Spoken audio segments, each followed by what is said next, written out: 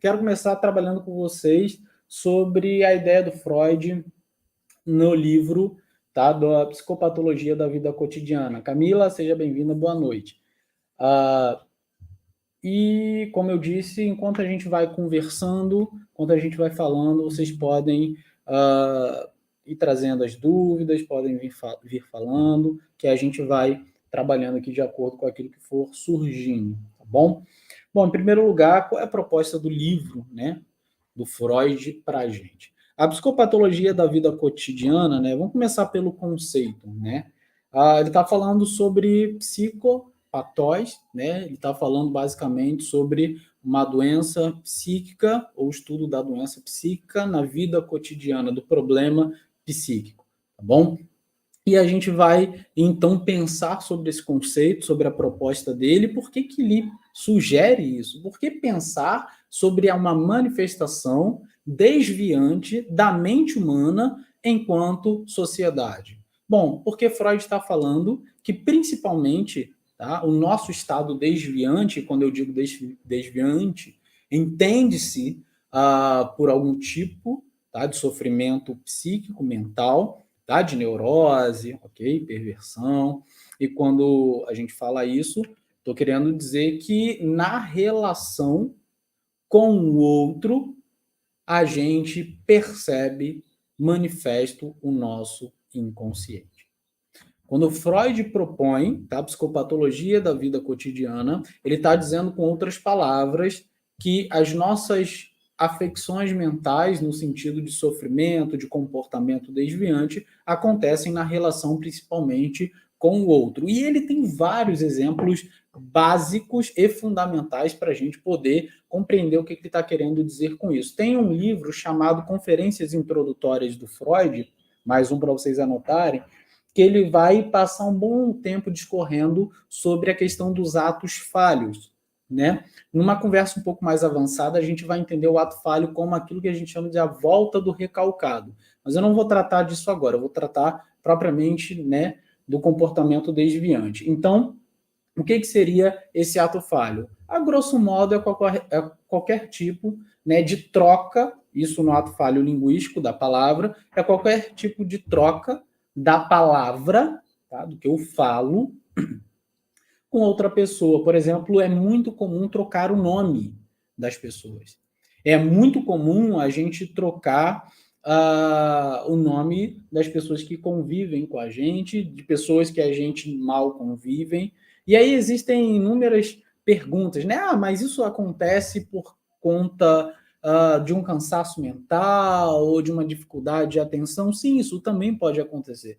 Mas a proposta que o Freud traz para a gente, pelo menos nesse aspecto, é a seguinte: tá, mas e quando você está 100% concentrado, com uma noite bem dormida, com o seu estômago relativamente, né, cheio, quando você está dando essa palestra, quando você está conversando, qual foi o motivo, então, de você trocar as palavras? Qual foi o motivo que influenciou você a ter um comportamento desviante se você é um ser completamente consciente, né?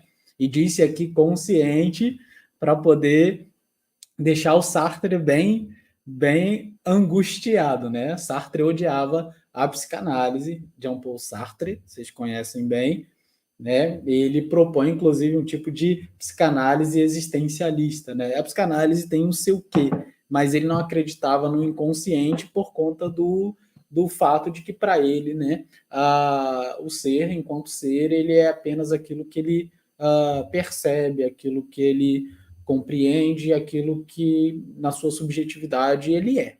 Tá? Então, quando a gente brinca assim, a gente entende que a psicanálise, então, quando propõe o inconsciente, o Freud propõe o inconsciente na psicopatologia da vida cotidiana, ele propõe, então, como uma percepção, como um sistema de comportamento desviante. Sérgio, eu posso alcançar o meu inconsciente pela minha simples força de vontade? Eu posso olhar para trás e falar, eu quero lidar com o meu inconsciente? Não, é por isso que isso é feito em análise. Ok? É por isso que isso é feito em análise.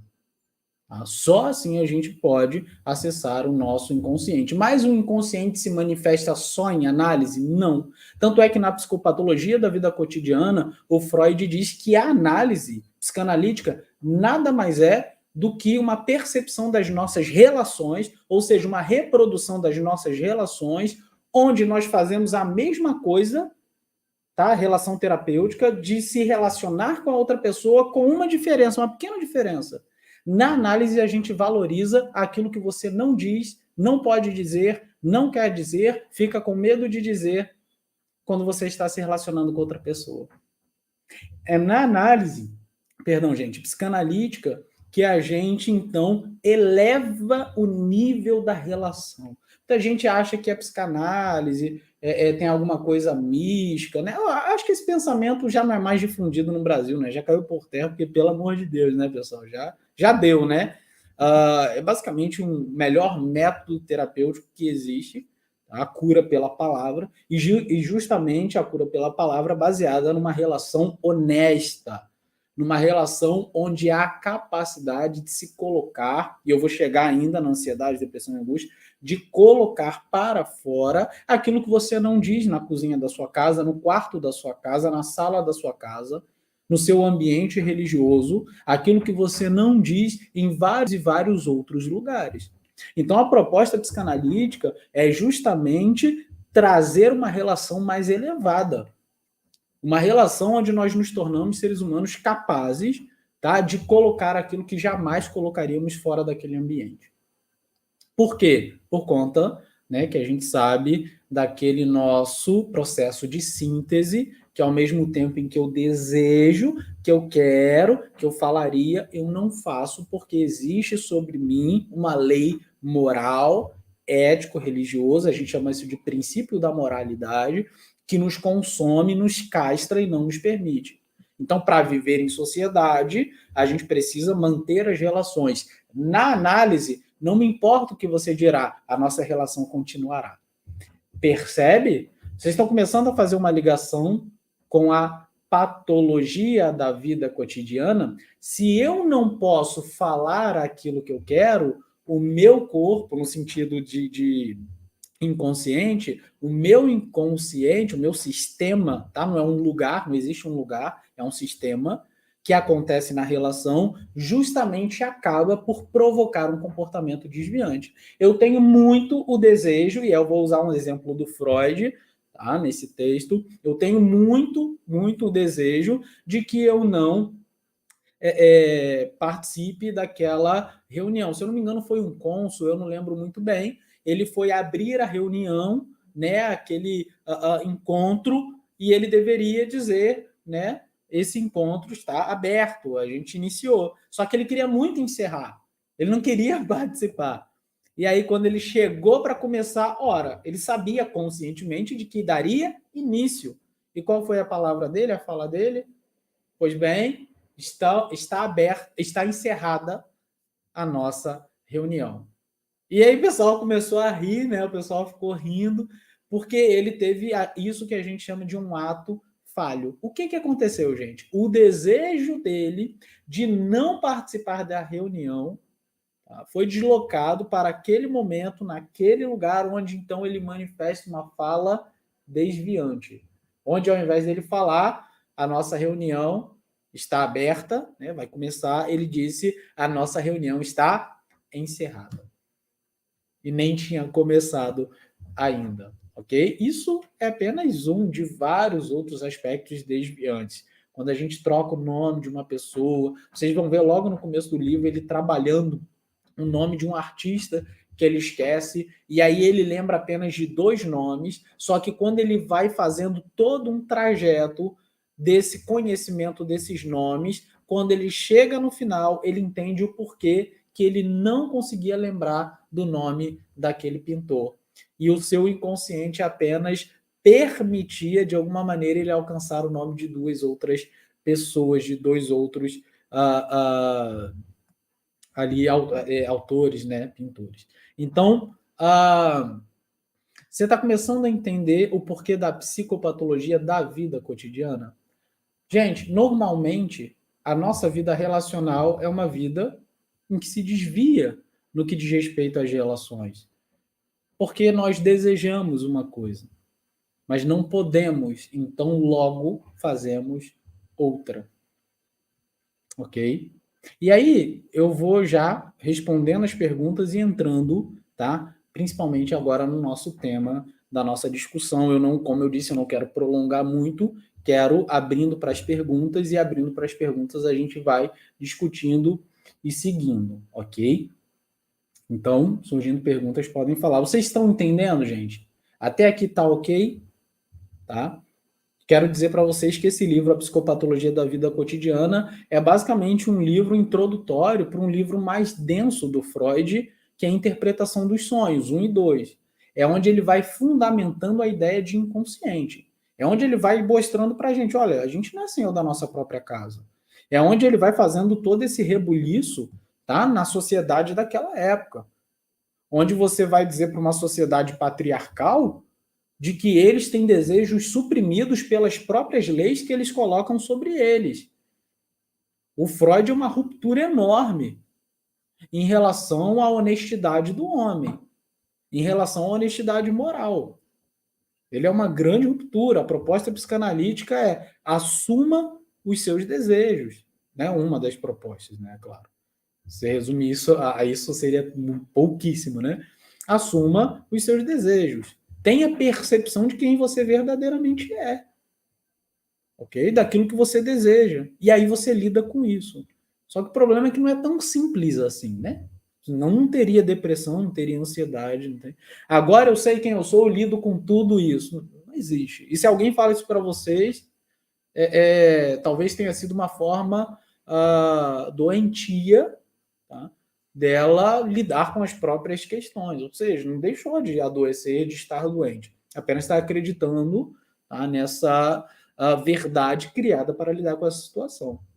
E, diga-se de passagem, a proposta psicanalítica nunca é uma proposta, tá, de cura, e eu estou cansado de falar isso aqui para vocês, mas sim uma proposta de tratamento, de curarem, de a gente vai trabalhar para você lidar e, de repente, fazer alguma coisa criativa com isso. Ou seja, de honestidade, né? De honestidade, ok? Deixa eu colocar aqui a pergunta para vocês verem também, para ficar legal. Só não sei se a luz vai ficar muito forte aqui no meu rosto, mas vamos lá. Deixa eu abrir aqui só o chat, pessoal, um instante. Vamos lá. A Kelly Rocha perguntou: uma depressão pode gerar compulsão? Com certeza, com certeza. Porque a compulsão seria esse comportamento também, parte desse comportamento maníaco. Sim, a depressão, gente, nem sempre está ligada. Tá? Existem aspectos, tá, diferentes daquilo que a gente tem como depressão da cartilha, tá, psiquiátrica. Ok? Nem sempre a depressão é somente... O sofrimento ele é subjetivo, tá, gente? Então, quando a gente fala isso, a gente está querendo dizer que a depressão ela tem formas de se manifestar adversas. Né? Como eu disse, por exemplo, nem sempre é um rebaixamento do ego ao ponto de estar na cama, tá? E aí existe uma dupla comunicação, que uma é consigo mesmo, de que nada está bem, e a outra é com o mundo externo, de que tudo que acontece, de que tudo que eu faço, ou de todas as coisas que estão à minha volta, tudo isso é ruim. É uma dupla comunicação. Mas nem sempre é assim. Há também a comunicação maníaca da depressão. Há uma forma de que, então, eu me torno um maníaco por compras, por roupas, por tênis, por isso, por aquilo. Isso sim pode estar ligado à depressão. Tá? Essa manifestação depressiva, tá, que acaba atuando de uma maneira um pouco diferente, ok? E lembrando que a depressão, tá, para os psicólogos que estão aí, né, a gente vai pensar, a gente tem algumas etapas, né, da depressão, como os nossos pensamentos automáticos, a crença limitante. A gente tem várias coisas aí que vão gerando e implicando a nossa vida psíquica para que a gente chegue no rebaixamento do eu. tá? Do ego. E quando a gente chega nesse rebaixamento, existem várias e várias maneiras dessa depressão, então, se manifestar. Existem depressivos que não sabem que são depressivos, ok? Beleza? Deixa eu ir aqui para a próxima. Vamos lá. Isso, na verdade, a ansiedade, Eugênio disse que tem características próprias, assim como a depressão. Sim, eu vou fazer essa diferenciação da ansiedade, ok? Bom, vamos continuar caminhando. Aqui a Luciana disse, legal, aqui, ó. Onde a depressão... Opa, botei a fala da Claudinha aqui, cadê? Onde a depressão se diferencia da angústia, ok? Onde a depressão se diferencia da angústia. Vamos trabalhar, então, esse aspecto. Vou linkar aquilo que eu estava falando antes com aquilo que a gente precisa falar hoje e passar direto aí para as perguntas. Na psicopatologia da vida cotidiana, a gente percebe, então, esse comportamento desviante. E ao descobrir, então, que nós não somos senhores de nós mesmos, no sentido de que eu não tenho domínio sobre tudo aquilo que eu desejo, ou seja, eu não tranco e acabou. Né? Eu tranco, aquilo ganha força e se manifesta em mim. Tá? Muitas vezes, quando não é tratado, o meu desejo não é trabalhado, ele acaba por se manifestar como uma doença no corpo. A gente tem inúmeras hoje, diabetes, tá? A gente tem várias, tem vitiligo, aí a gente tem o próprio, hoje é sabido que o grande motivador do câncer, tá? São as motivações psicológicas, ok? Olha o que a gente está falando, tá? Por quê? Por conta do não lidar, tá, com esse processo de síntese, onde nós somos seres humanos castrados, tá, pela sociedade que nós construímos, ok? Para que a gente não tire de nós a responsabilidade de sermos seres, tá, que estabelecemos regras sobre nós mesmos que nós não conseguimos lidar. E com isso quero também deixar aqui indicado, tá, Mal-Estar na Civilização, tá, das obras completas do Freud, ok? Tem um autor muito famoso, Luciana, antes ainda de continuar aqui na sua pergunta, chamado Alexis de Tocqueville. Tá? Foi um burocrata francês e que ele contribuiu muito com uma obra dele chamada Democracia na América. Provavelmente vocês conhecem por esse livro. Tá? E ele tem uma fala muito interessante, e pasmem vocês, em 1848, onde ele vai falar que o problema, tá, daquela sociedade, da civilização, era a inquietação dos espíritos. O que é a inquietação dos espíritos? O que ele está falando? O que ele está propondo para a gente? A inquietação dos espíritos está ligado justamente naquele... Ele está falando de um contexto político, um deputado, okay? Um deputado da época. Ele está falando num contexto político de que a sociedade ela está precisando, tá? Aquele contexto era um contexto de parar com o conservadorismo, instaurar ali algum tipo de socialismo, tá? E aquilo que eles estão passando ali, aquele momento ali, ele está dizendo, olha, a ruptura disso tudo, o remontar disso tudo, está provocando na gente uma falta de identidade. Porque uma vez que vivíamos repetindo as estruturas já pré-estabelecidas, era muito mais fácil de lidar com a contingência, ou seja, com o acaso. Mas agora a gente está propondo uma ruptura. Ei, ele está em 1848, ele está falando do mundo moderno, ele está falando de hoje. E ele está falando, então o mal do século é que a gente já não tem mais uma identidade, a gente já não repete mais os padrões, porque esses padrões eles estão sendo aí sendo distanciados da gente. Então agora a gente está vivendo praticamente o quê? Uma busca por identidade. Sabe qual é o problema? é que em 1848 ele estava falando isso. Até hoje a gente não achou a nossa identidade. Ele estava falando de um contexto político, da inquietação dos espíritos. Sabe o que isso é para a gente? A inquietação dos espíritos para a gente é justamente esse sentimento de angústia. Essa angústia que toma conta de nós pela impossibilidade, e aí você já consegue fazer o link com o que eu falava sobre a psicopatologia, o processo de síntese, a nossa incapacidade de sermos quem nós achamos que somos, tá? O acaso, percebe? Então, esse sentimento de angústia, essa inquietude da nossa alma, a inquietação, segundo Tocqueville, dos espíritos, está justamente ligada ao fato de que nós não temos uma identidade, e nem teremos, segundo o existencialismo. No sentido de que a nossa identidade ela está perdida por acaso. Você pode ser quem você quiser ser. Tanto faz. Né? Isso eu estou trazendo, é claro, né, uma máxima filosófica existencial. Tá?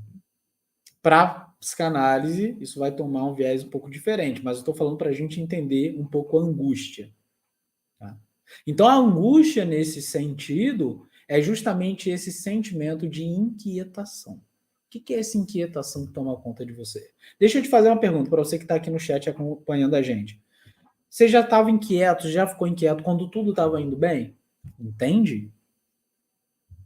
Gente, vocês entendem a nossa incapacidade de lidar com uma pandemia? O fato de que tivemos que nos trancar dentro de nossas casas. O fato de que tivemos que nos abster do nosso trabalho, do nosso sustento. O fato de que perdemos pessoas e entes queridos por causa disso. Sabe esse sentimento de incapacidade de gerir o mundo? Isso é angústia. A angústia é literalmente esse sofrimento que não tem uma escultura, um quadro pintado dele, mas que ele está presente em todo e qualquer ser humano, justamente pelo fato de que nunca seremos capazes de vencer, em última instância, a morte. De que nunca seremos capazes de conter toda a força da natureza que age sobre nós. Ou que nunca seremos capazes de fazer tudo aquilo que a gente realmente deseja fazer. Ou você faz tudo aquilo que você deseja fazer. Você até lida e reprime com o seu desejo. Recalca num ambiente psicanalítico, né? Na fala psicanalítica. Mas você não resolve. Entende? Essa é a proposta angustiante. É claro que Freud propunha, antigamente, tá? Algo chamado neurose de angústia. A neurose de angústia seria aquela neurose que está ligada ao nosso quadro atual, que tem tudo a ver, né, com a atual no sentido circunstancial, tá? Porque para a psicanálise existe aquilo que a gente chama de determinismo psíquico. Só para você entender, tudo aquilo que vem do passado vai formando quem nós somos, a nossa estrutura da personalidade, e que vai ter forte influência nas nossas patologias ou na doença, né, que a gente sofre hoje. Mas tem um porém. Tá? E como Freud, então, ia explicar aquelas coisas que acontecem hoje que não estão ligadas ao passado? A gente vai chamar isso de neuroses atuais. Neurose atual, neurose de angústia. A angústia está ligada àquela incapacidade de lidar com aquela circunstância atualmente. Só que, naquela época, o Freud propunha a neurose de angústia, aquilo que aquilo que a gente chama hoje de síndrome do pânico. Okay? Então, quando ele falava sobre neurose de angústia, tá? É aquilo que a gente hoje geralmente chama os sintomas, tá, da síndrome do pânico. Entende? Tira um raio-x do momento em que você está tendo uma ultra, do momento em que você está tendo uma síndrome do pânico. Ok? Você vai descobrir e vai ver que não tem nada, a não ser, né, uma árvore de Natal brilhando no seu cérebro, mas não há nenhuma disfunção orgânica. Seu estado é perfeito. Entende? É o sentimento levado à sua última instância. É aquele ponto crítico do ser humano, psicológico, que faz com que a gente não consiga lidar com as nossas situações. No sentido de que eu não tenho capacidade para resolver ou para lidar com isso. Beleza? Bom, entendemos então a angústia para a gente então falar da depressão e da ansiedade, que aí a gente consegue entender essa diferenciação e ao mesmo tempo um paralelo, né? Um paralelo, ok? A gente não tem como só dizer que um é um, outro é outro. Isso é papel, tá? Dos dicionários de psiquiatria, que a psicanálise gosta até certo ponto, se vale até certo nível. O sofrimento é subjetivo, ok? Quando a gente começa a dizer isso é isso, aquilo é aquilo, então você limita a possibilidade deles serem um sofrimento. Você vai dizendo, esse aqui é um sofrimento, esse aqui é... Então resolve esse sofrimento, aí depois resolve. Isso não existe. Isso não existe, ok? Pura ilusão. Poderia se dizer... Aí eu volto depois na diferenciação com a depressão, beleza? Aqui, vamos lá. Botei. Poderia se dizer que a angústia que sentimos não está tudo bem e depressão ocorre estando tudo bem ou tudo mal? Não, os dois, tá? Eles têm uma característica própria de que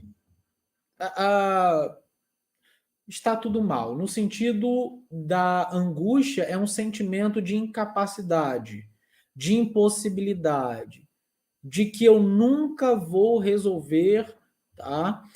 Temores da minha vida, como a morte, o principal temor da vida, né? A morte, ou de que eu não vou conseguir lidar com os meus desejos e de fato não vai, ok? Você consegue até certo ponto. Por isso que Freud propõe na psicanálise, eu não preciso de um ser humano curado. Eu preciso de um ser humano que consiga trabalhar e amar em certa medida. Tá aí o sucesso, tá? E se alguém te propõe mais do que isso, ele tá mentindo. Beleza? Beleza?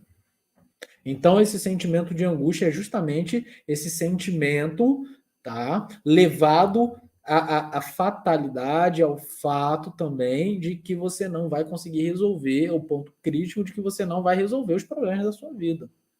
Tá? Ok? A gente passou em pleno século XXI, em 2021. O que a gente passou? Um período de pandemia. Vocês já pararam para pensar que os nossos avanços tecnológicos são os avanços que deveriam impedir disso acontecer? Entendeu? Angustiante isso. Angustiante. Beleza? Mas a depressão não. A depressão ela tem um caráter de rebaixamento do eu. A depressão está ligada principalmente àquele pensamento não só de incapacidade como angústia, vê como isso se liga, mas há uma crença limitante no sentido de que há algo que foi impresso em você, foi tatuado em você, e que faz com que você não consiga lidar, tá? Com a sua estima de uma maneira positiva, no sentido que os seus desejos eles são rebaixados. A sua libido é rebaixada. Por isso que a gente usa um termo na psicologia chamado espiral descendente negativa. Sabe? Quando tudo está ruim, vai piorando, e quando tudo vai piorando cada vez mais. Entende? Entende? Então, a espiral descendente negativa.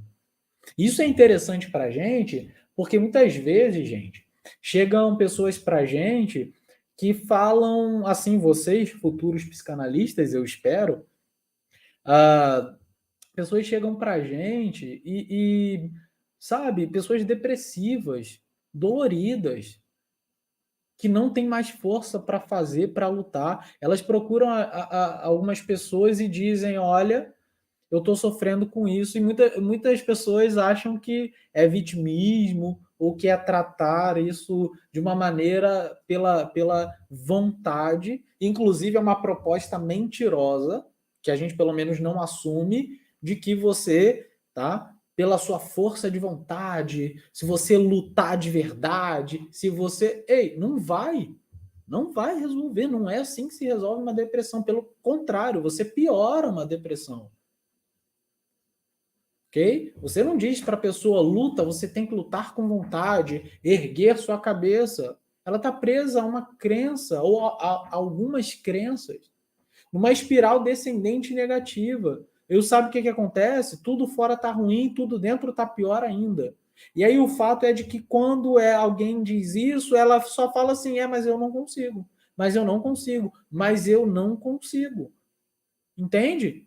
E vai intensificando esse sentimento de incapacidade, de impossibilidade. Isso é depressão. Isso é depressão. Ok? E a depressão geralmente está ligada, tá, a pensamentos que a gente... pensamentos intrusivos. Pensamentos que se manifestam em nós como uma espécie de neurose obsessiva, toma conta de nós e faz com que a gente não consiga passar facilmente por isso. É doloroso, é triste. Alguém em depressão perto de você, leve isso a sério. A depressão é a maior causa de afastamento, ou a segunda maior causa de afastamento do trabalho, tá? No mundo moderno. A maior causa de afastamento de trabalho é a depressão, gente. É depressão. É claro que isso implica, tá, as formas, tá, da relação trabalhista, implica, né, a própria forma dos governos. Então, tem muitas coisas que a gente falaria aqui, mas não dá tempo. Então, a gente vai deixar isso aí para a tutoria, tá? Para a tutoria, principalmente a tutoria filosófica. Mas para a tutoria essencial, se você ainda não estudou psicanálise, você vai começar pela essencial. Vai sair formado, ok? Bom, vamos continuar? Ok? Vocês estão conseguindo ter pelo menos uma introdução, tá, da angústia, da depressão? Acho que bacana, né? Acho que está indo. A inquietação ocorre, o Emmanuel disse, ocorre pois não admitimos que nem tudo está no nosso controle. Perfeito, Emmanuel. É exatamente isso, tá? A inquietação ocorre, proposta, né, já em 1848, do Alexis de Tocqueville, tá, na política, de que, né, nem tudo ocorre, o que não admitimos, né, a inquietação ocorre, porque não admitimos que nem tudo está no nosso controle. Beleza. Mas admitir também dói. Por que é angustiante, né? Você fez você trouxe um pensamento sartriano, né, existencialista, barra nihilista, né? Porque se a gente admite de que está tudo fora do nosso controle, se a gente admite que só há contingência, se a gente admite que só há o acaso, a gente admite que a gente não serve para nada. Né? E aí a gente lida com aquilo que a gente mais luta para reverter hoje. A gente, não a psicanálise, tá? O mundo moderno. Por que o coach está tão em alta e outras áreas, né? Do eu levanto tua autoestima está tão em alta. Esse marketing da felicidade está tão em alta? Justamente porque a gente quer continuar forçando a ideia, tá, de que a gente pode superar tendo controle na mão. Não. Na proposta, pelo menos que você trouxe para a gente, existencialista, é que não há controle. É contingência, é acaso, tanto faz. Entende essa subjetividade? Show? Isso gera angústia? Lógico, gera muita angústia. Gera angústia você tentar ter o controle e gera angústia você descobrir que não tem controle. Admite que você não tem controle. Aí tem uma proposta interessante de que em certa medida, eu escolho fazer isso. O Pascal, né, um precursor do existencialismo, ele vai falar bastante sobre isso, né, sobre a proposta do divertimento, né? O divertimento para o Pascal, né, um teólogo jansenista, ele vai trazer justamente essa ideia de que através do divertimento, e diz-se divertimento aqui, a ideia de que a gente pode, então, fazer qualquer coisa, cantar, dançar, posso escolher fazer live, aula gratuita, e com isso me sentir bem. O próprio Kierkegaard, que é o pai do existencialismo, diz, né, que Pascal ele já falava sobre isso, já era um existencialista antes dele, beleza? E é interessante, né, a gente pensar assim. Então há o divertimento, tá? Há o divertimento. E talvez eu esteja sendo um pouco abusado, talvez o divertimento seja fazer análise e resolver um pouco, né, essa angústia. Interessante, né, gente? A gente poderia ir muito longe, mas não posso trazer muito para a filosofia, porque senão a gente escapa um pouco essa objetividade que a gente precisa trabalhar hoje, beleza? Olha o ato falho aí. Vamos lá. Eugênio disse, depressão e ansiedade são hoje uma mentais que mais afetam... São doenças mentais que mais afetam... Vou traduzir como doença. Tá? Pode ser? Que mais afetam o mundo, com certeza, com certeza. A velocidade do mundo, basta a gente pensar, né, no mundo pré-moderno e o mundo pós-moderno. Há um mundo conservador de repetição para um mundo de tira tudo e vamos construir uma nova identidade. Não tem, não dá. Tá? Não vai. Ok? Em alguns casos, a depressão e a ansiedade podem se confundir e acontecer ao mesmo tempo. Sim, sim, pois entender a diferença entre elas é fundamental para um tratamento efetivo. Com certeza. Temos que entender. Temos que entender.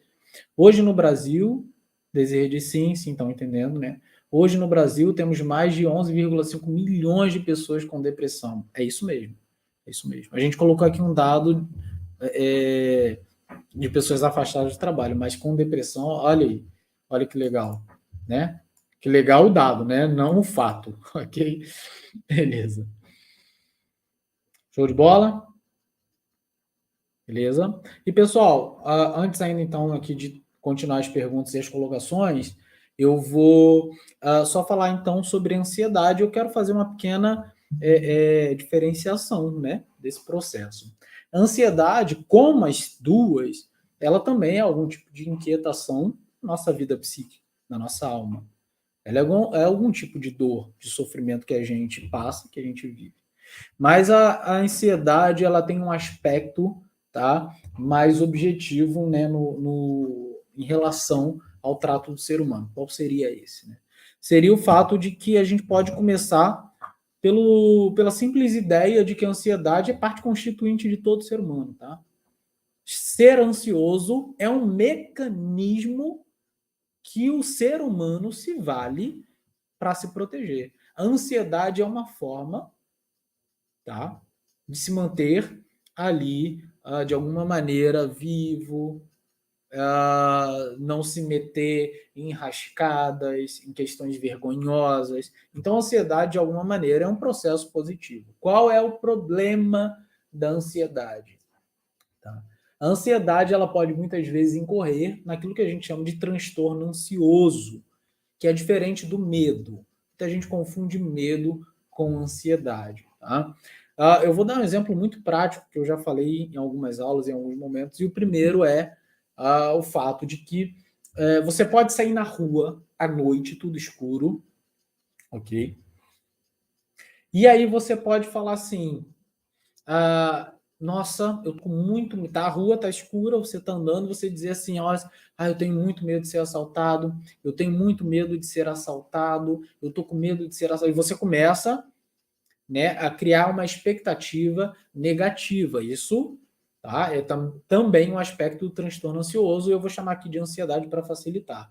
Então você começa a ficar com medo da ansiedade. Perdão, você começa a se sentir ansioso, tá? Qual a diferença do medo? O medo tem um objeto, a ansiedade não. Você andar na rua com medo de ser assaltado, tem alguma coisa ali que está dizendo que você vai ser assaltado?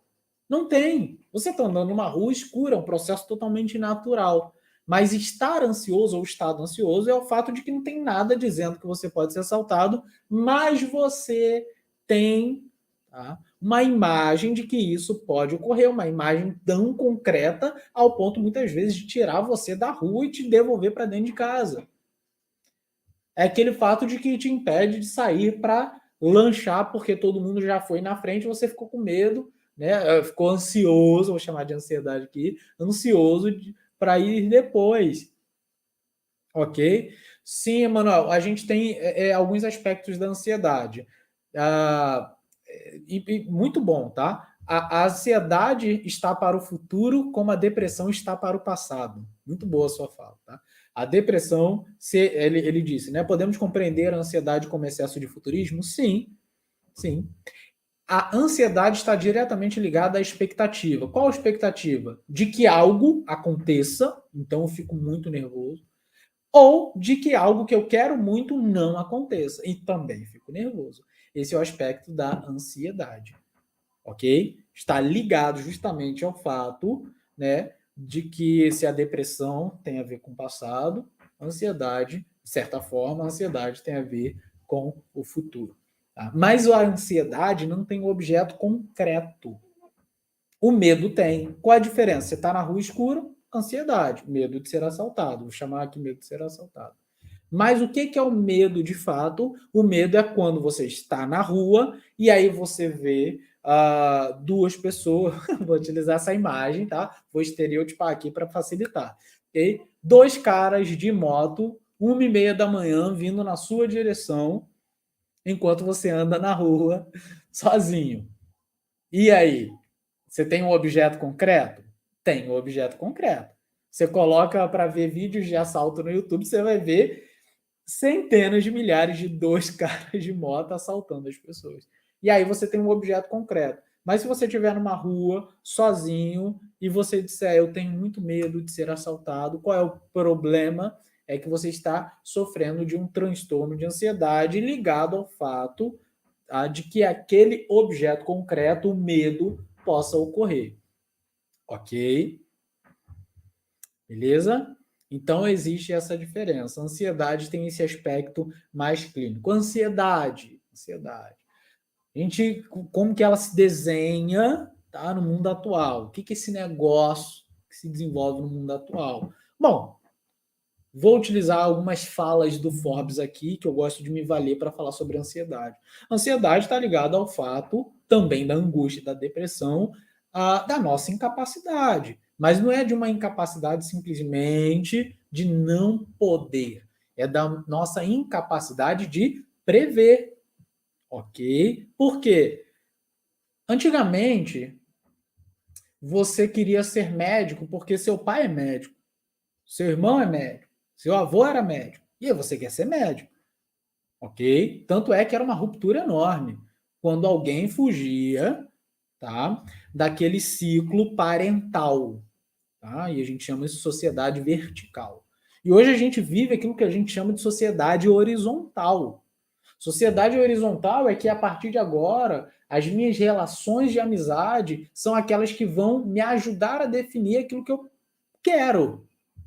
Só que eu fico muito ansioso porque antigamente eu tinha ou medicina ou direito para fazer, tá? De sucesso. Mas hoje o que eu tenho para fazer? O que eu tenho para fazer hoje? Eu tenho 30 coisas para fazer. Vocês que estão aqui são formados em alguma coisa e gostariam de fazer a psicanálise. Né? Vários aqui. Outros já fizeram 300 coisas e gostariam de fazer a psicanálise. Mas por quê? Que sentimento é esse que a gente tem?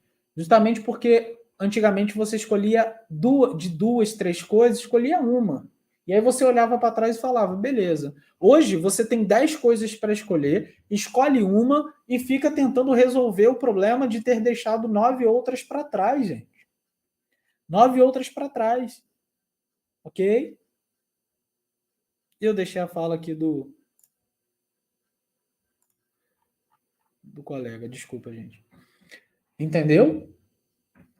Desse jeito, a Edenice falou. Não é verdade?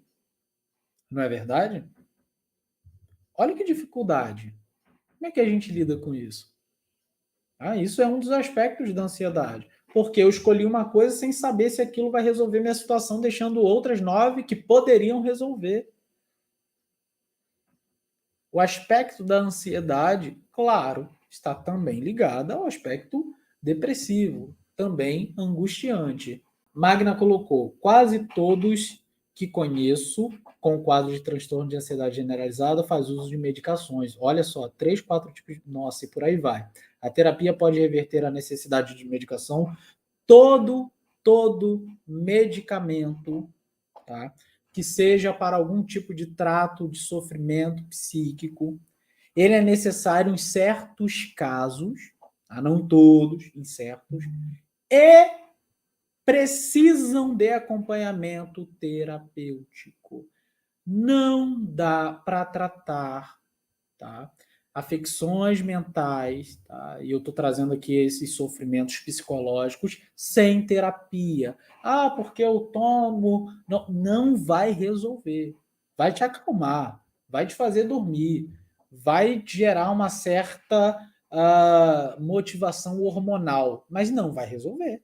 Tá? É um paliativo, tem que ter tratamento. Inclusive, saiu há pouco tempo, pena que a Luciana saiu, foi ela que mandou, uma extensão da psiquiatria para os psiquiatras fazerem um tipo de psicoterapia para tratar com acompanhamento e não só medicação os pacientes. Vai tirar o emprego dos psicólogos e dos psicanalistas? Não, não vai, fiquem tranquilos. Já existe um melhor método de você cuidar de alguém. Ele está posto, tá? Só não é tão difundido no Brasil a psicanálise, mas é difundida na Europa, tá? E alguns países aqui da América Latina, ok?